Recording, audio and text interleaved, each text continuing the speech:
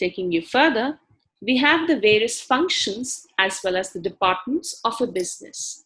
When we talk about business as a whole, we've learned what business is and what business management is. Talking about the functions, we know that under a business, the various functions that are there are production, marketing, finance, human resource, management, which is also known as the IT function, and innovation, also known as the R&D. When we talk about all these functions of a business, we are talking about each of these individually. Taking you to the first one, which is the production function.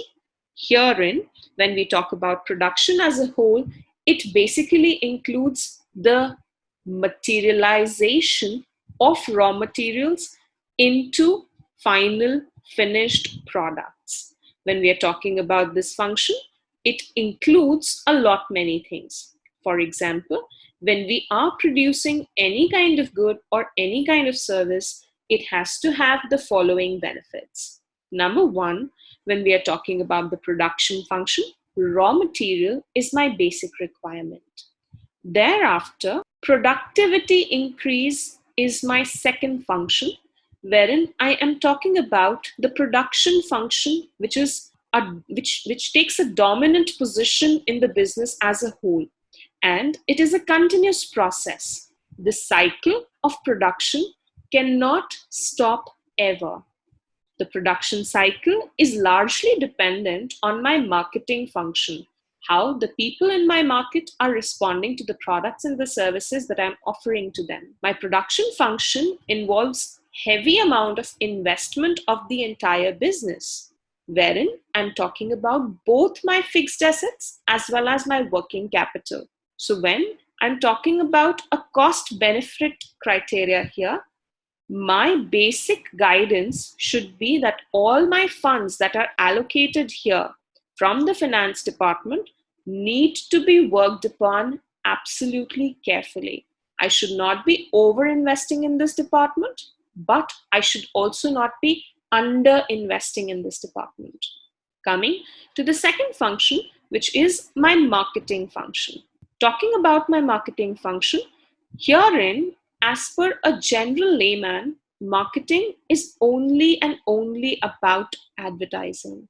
But for a teen CEO, market analysis includes a lot more than simple advertisement. Herein, in this function, I am not just talking about analyzing the market, but I am talking about the market as a whole. What are the needs and requirements of my customers? What is it that the customers expect from my organization? What is it that I need to offer to fulfill these expectations? And how do I need to cater to all the needs and requirements of the general public at large? Coming to the third function, which is my finance function. Under my finance function, I am talking about the accounting function as a whole.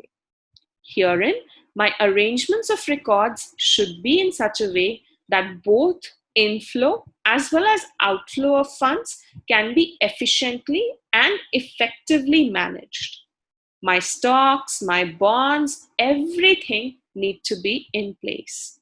The efficiency of the organization as a whole is greatly dependent on my finance function, because here is where all my cost incurred is going to fall in place.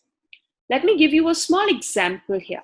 When we are talking about cost as a whole, I'm talking about the cost of raising funds, the cost of expected returns that I'm supposed to have in the organization, the liquidity positioning, the forecasting that I'm making for investments that I have to make in various functions, etc. Thus, the relationship between accounting and finance is very close, and the finance manager has to depend heavily on the accuracy of the accounting data that we are going to talk about during the specializations. Next comes my human resource function, also known as my personnel function. In this, we are talking about the business function which needs to be carried out most efficiently and effectively, because if there are lesser number of people in an in a department or more number of people in a department, that's going to hamper the functioning of the entire business. So when it comes to the success or failure of any business activity, we bring it down to the efficiency of the manpower that has been incorporated by the human resource department. So as a sound professional, when we are talking about the HR manager, the HR head, all their policies include proper wage structures, the incentive schemes, promotional opportunities, the human resource developments, and other fringe benefits in their salaries, etc. The finance manager is the one who takes care of the entire process and provides funds to each department to carry out this function very optimally. Moving on to the next department, which is my IT department. When I'm talking about the IT department as a whole, all the softwares, all the research that is supposed to happen comes from my IT department. Any new launched products, any new softwares being incorporated, my IT department as a whole takes care of the same. The last of all functions is the research and development. And again, when we are talking about innovation as a whole, it directly brings me to the competitiveness that my organization is going to face in the market as a whole.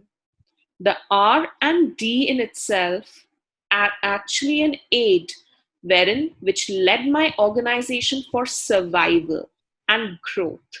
Unless there's a constant endeavor to improve the R&D of an existing product or the introduction of a newer version in the firm, my entire team would not work. This is the R&D which actually are heavily dependent on the finance team, on the human resource team, on the marketing team. Finance team for the money, human resource team for the right amount of people, marketing team to market their product in the right fashion. You may have a look at the video present here for better understanding of my explanation.